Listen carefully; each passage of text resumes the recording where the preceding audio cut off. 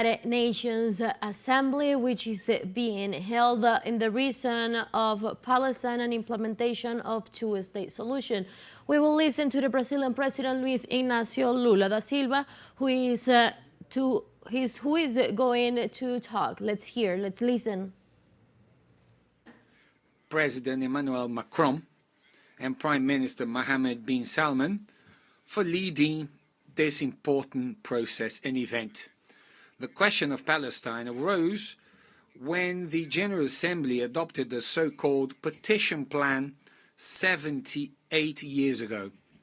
The session in which it was approved was chaired by Brazilian Osvaldo Aranha. On that occasion, the two-state perspective was born, but only one materialized. The conflict between Israel and Palestine is the paramount symbol of the obstacles faced by multilateralism. It shows how the tyranny of the veto sabotages the very reason for the UN's existence, of avoiding atrocities like the ones that motivated its founding from happening again. It also goes against its universal vocation, blocking the admission as a full member of a state whose creation derives from the authority of the General Assembly itself. A state is based on three pillars: territory, population, and government.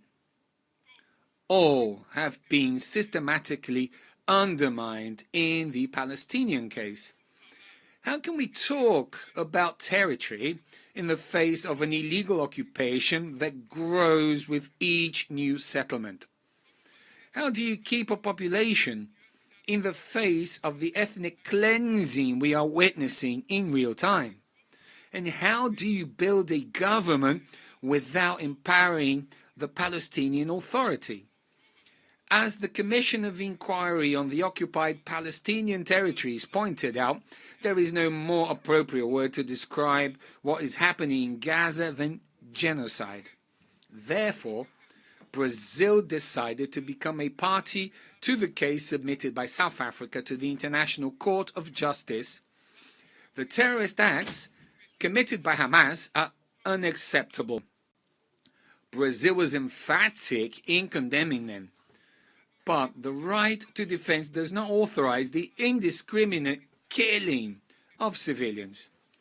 Nothing justifies taking the lives or mutilating more than 50,000 children. Nothing justifies destroying 90% of Palestinian homes. Nothing justifies using hunger as a weapon of war, nor targeting starving people seeking help. 500,000 Palestinians do not have enough food, more than the population of Miami or Tel Aviv. Hunger does not afflict the body only. It shatters the soul. What is happening in Gaza is not only the extermination of the Palestinian people, but an attempt to annihilate their dream of a nation. Both Israel and Palestine have the right to exist. Working to achieve a Palestinian state means correcting an asymmetry that compromises dialogue and obstructs peace. We salute the countries that recognize Palestine, as Brazil did in 2010.